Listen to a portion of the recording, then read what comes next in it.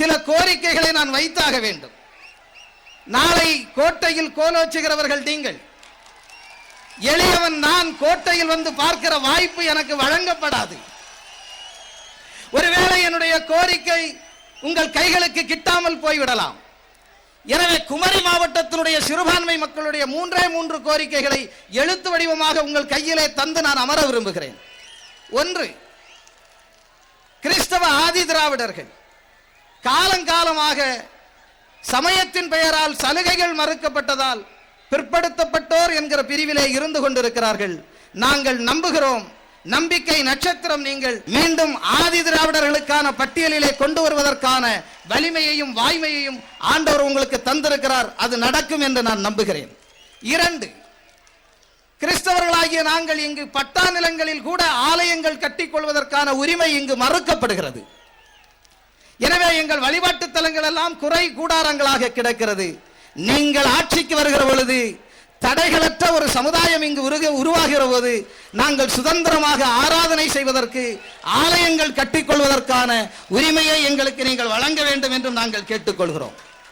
கிறிஸ்தவர்கள் புனித பயணமாக கருதக்கூடிய இஸ்ரேல் பயணத்திற்கு எப்படி இஸ்லாமிய சகோதரர்கள் ஹஜ் பயணம் செல்வதற்கு அரசு சலுகைகள் வழங்குகிறதோ அதுபோல கிறிஸ்தவர்களின் புனித பயணத்திற்கும் அம்மா அவர்களுடைய ஆட்சியிலே சலுகைகள் வழங்கி எங்களை கௌரவிப்பார்கள் என்ற நம்பிக்கையிலே இதோ இந்த கோரிக்கை மனுவை அம்மா அவர்களிடம் சமர்ப்பித்து நிறைவு செய்கிறேன். நன்றி, வணக்கம்.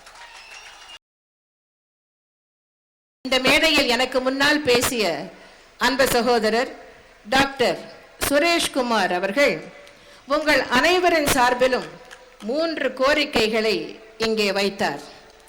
அதாவது, வரப்போகின்ற தேர்தலில் வெற்றி பெற்று மீண்டும் கோட்டையில் முதல்வராக அமர்ந்த பின்பு இந்த கோரிக்கைகளை நிறைவேற்றி வைக்க வேண்டும் என்ற கோரிக்கையை அன்பு சகோதரர் டாக்டர் சுரேஷ்குமார் அவர்கள் இங்கே வைத்தார்கள்.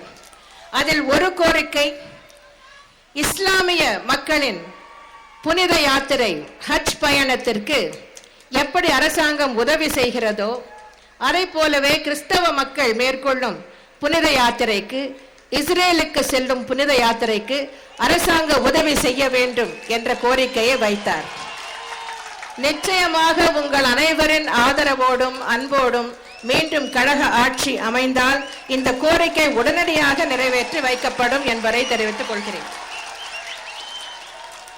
அடுத்தபடியாக தம்பி சுரேஷ்குமார் அவர்கள் வைத்த கோரிக்கை, அவரவர்களுக்கு இருக்கின்ற பட்டா நிலத்தில் தேவாலயம் கட்டிக்கொள்ள தற்போது தடை விதிக்கப்படுகிறது, அந்த தடை நீக்கப்பட வேண்டும் என்ற கோரிக்கையை வைத்தார். அவரவர்களுக்கு சொந்தமான பட்டா நிலங்களில் யார் எதை வேண்டுமானாலும் கட்டிக்கொள்ளலாம். இதில் தேவாலயம் கட்டுவதற்கு யார் தடை சொல்வது? அவர்களுக்கு யார் அந்த அதிகாரத்தை கொடுத்தது?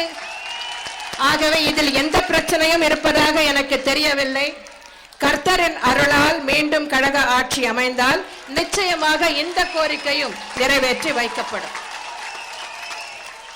அடுத்தபடியாக அவர் வைத்த கோரிக்கை, ஆதி திராவிடர்களுக்கு வழங்கப்படுகின்ற சலுகைகள், அரசாங்கத்தால் வழங்கப்படுகின்ற சலுகைகள் ஆதி திராவிட கிறிஸ்தவர்களுக்கும் வழங்கப்பட வேண்டும் என்று கேட்டார்.